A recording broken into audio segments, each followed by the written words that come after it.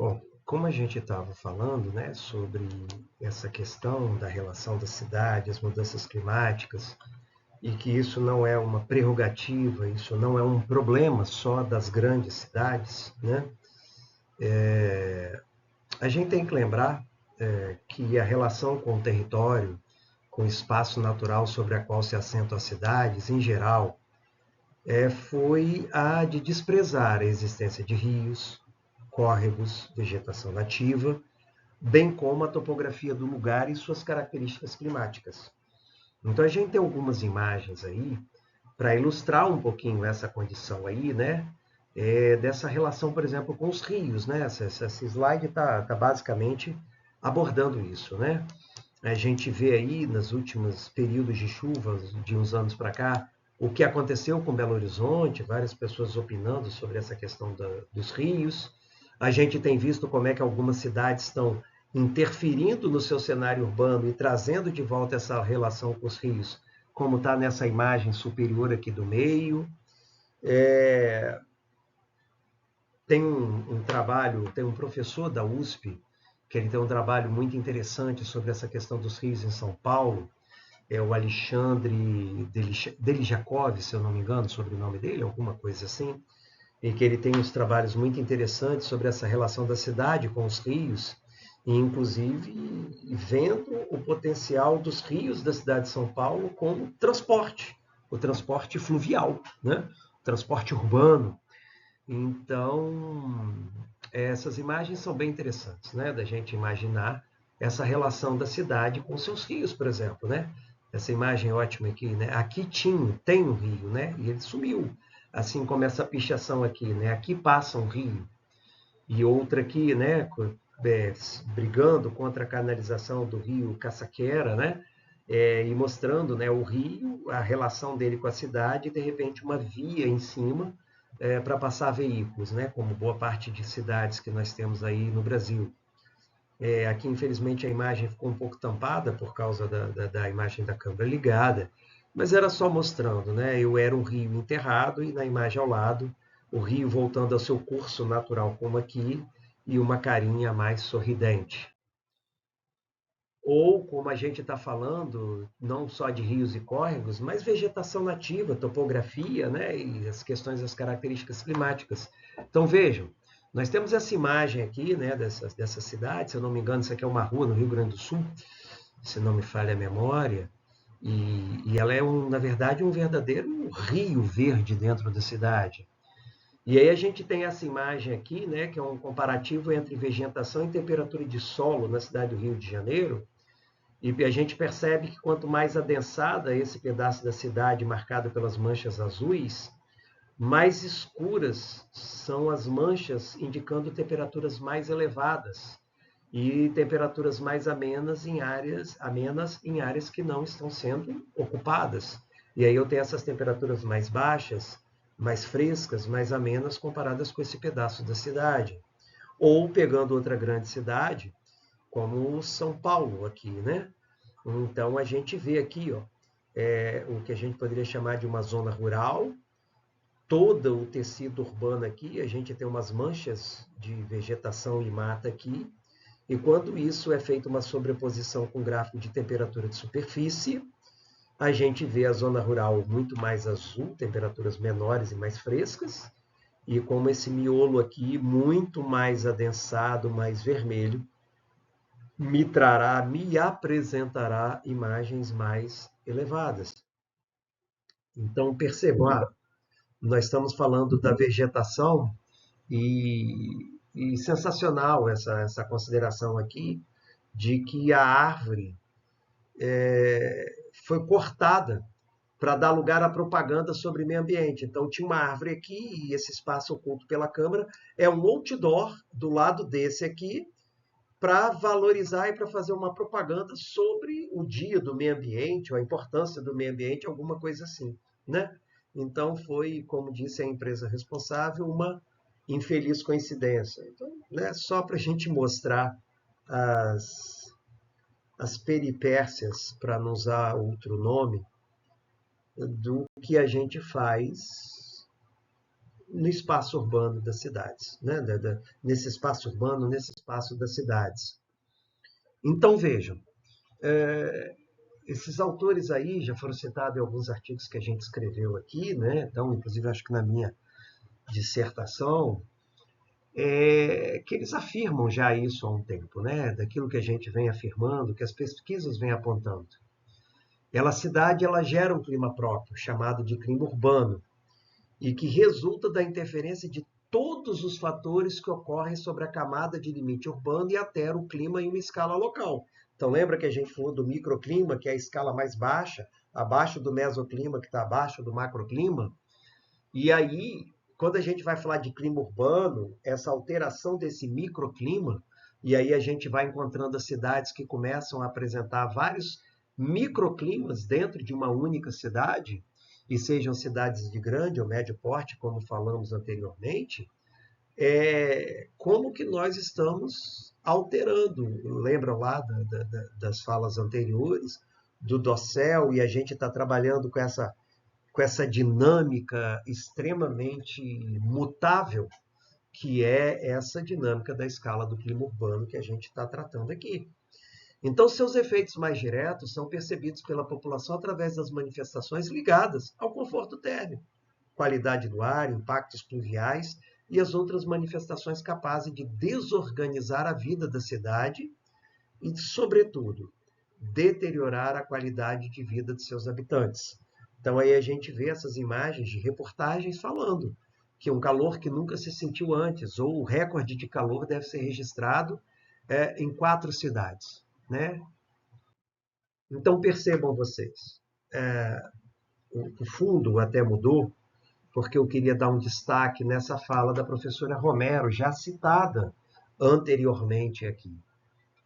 Ela alerta que o cenário encontrado atualmente ressalta uma falta de governança climática, o que acarretará uma herança negativa de desenvolvimento urbano não planejado.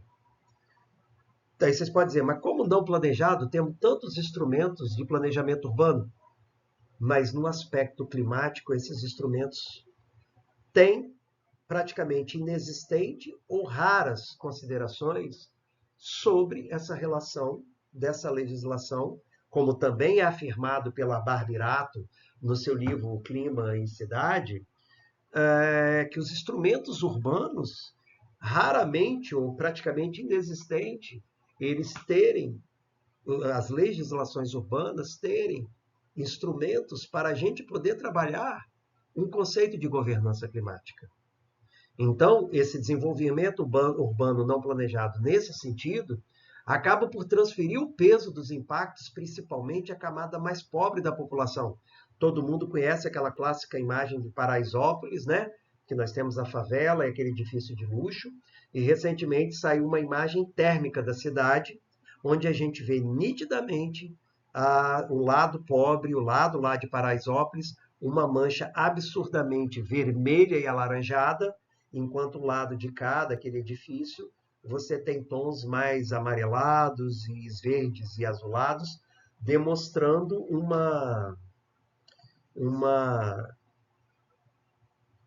um registro de temperaturas que são mais baixos. Então, isso reforça o que está posto no slide. Por isso, a autora reforça que responder às mudanças climáticas e ao nosso próximo desafio energético sem uma forma mais sustentável de urbanismo tornará impossível o controle dessa situação. Então, vejam vocês, né? Nós temos aí as mudanças climáticas, elas estão a causar um êxodo climático, levando milhões de pessoas a abandonar suas casas devido a desastres e ameaças climáticas. De 2008 a 2019, o clima provocou, em média, um êxodo de cerca de 21,5 milhões de pessoas por ano. Existem alguns dados até falando que nós temos mais refugiados por clima do que por guerra, ou que em algumas situações é uma condição pior, porque são as duas condições colocadas. Refugiados da guerra e do clima, vivendo cada vez mais em abrigos temporários, né? Esse abrigo que está posto aí no nosso slide é o abrigo lá agora desses eventos recentes no Rio Grande do Sul, com a clássica imagem do cavalo sob um telhado esperando um resgate. Então, percebam algumas dessas notícias. Desastres climáticos já geram mais refugiados do que guerras e repressão. E aí nós temos os chamados refugiados ambientais e a campanha, né, pedindo doação urgente para o Rio Grande do Sul. Então vejam vocês, o Brown é um professor e um pesquisador norte-americano em que ele defende que um bom planejamento preocupado com os aspectos microclimáticos pode melhorar os efeitos negativos da mudança climática global. Desenhos de ambientes ao ar livre podem aumentar o conforto térmico e as paisagens construídas devem ser avaliadas para determinar como modificar o microclima local e as informações resultantes, elas devem ser usadas para subsidiar estudos futuros. Então a gente vê aí uma imagem de uma cidade que ao fundo a gente vê um leito de rio, né?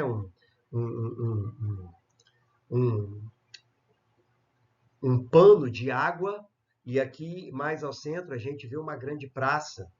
Esses espaços de respiro, eles são fundamentais para que a gente possa buscar esse equilíbrio desse ambiente urbano, né? O mesmo autor, já aliado ao outro ator, Gillespie, em 95, já falavam que a principal razão para se considerar o microclima no projeto da paisagem é criar espaços que sejam confortáveis para seus habitantes. E aí a gente vê algumas imagens de espaços urbanos que trazem esse respiro, esse refúgio diante desse caos que normalmente é a imagem que a gente faz dos grandes centros urbanos. Então, percebam, o clima urbano ele é resultado da densidade construída, a morfologia do espaço e a sua adequação aos condicionantes locais. O fenômeno do ilha de calor urbano, mais mencionado e estudado, de clima urbano, né? O fenômeno de clima urbano mais mencionado e estudado, perdão, é o efeito de ilha de calor urbana, que será tema das próximas semanas, né? E que ele se caracteriza pela diferença de temperatura do ar em graus centígrados entre as áreas internas do núcleo urbano e a sua vizinhança rural, as chamadas franjas urbanas. Como a gente viu, aquela imagem de São Paulo, a área rural indicando temperaturas muito mais baixas do que as temperaturas nessa grande área dessa massa construída, né? Então, nós precisamos começar a fazer uma reflexão dessa relação das cidades, do clima urbano, a alteração do microclima e como isso tem impactado nessa dinâmica das mudanças climáticas. É aquele livro do biourbanismo, do arquiteto Andrew McGregor, em que ele fala isso. Nós precisamos realmente começar a tratar as cidades como um bioma. O nosso erro foi quando a gente separou a cidade da natureza sem enxergar que a cidade é uma natureza e nós precisamos enxergá-la dessa forma e tratar os vários biomas da cidade para que ela possa existir em equilíbrio com esse espaço onde ela se insere. Até porque a cidade não brota de outro lugar senão da própria natureza que nós estamos alterando com as nossas intervenções, né? Então, esses são as principais referências, né, que foram usadas nessa aula para vocês. Aqui o trabalho da Barbirato com Souza e Torres, muito interessante, que ela vai falar sobre clima e cidade, e a abordagem climática como subsídio para estudos urbanos. No livro dela que tem exatamente algumas fórmulas de cálculo que a gente usa nas nossas pesquisas sobre índice de conforto urbano, baseados em alguns dados que a gente mede nas cidades. Esse trabalho do Brown, que eu falei para vocês, do Landscape and Urban Planning, que ele chama muito atenção sobre a importância da gente pensar nas mudanças climáticas e pensar em modificar esses microclimas através de um design, através de um desenho diferente de cidades, né? Então, é outro trabalho muito interessante, né?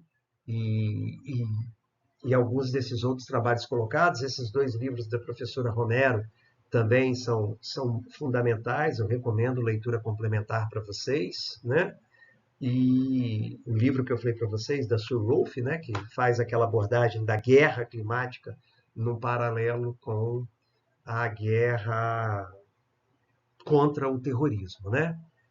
Então, acho que assim, essa aula ela é para começar a trazer o tema para uma reflexão, para uma discussão. Também estarão postados alguns vídeos complementares para vocês assistirem sobre esse tema, para que a gente possa começar a algumas atividades que vão nos conduzir a um trabalho prático, conceitual, sobre essa relação de clima e cidade. Então, um bom trabalho a todos vocês e a gente vai se falando.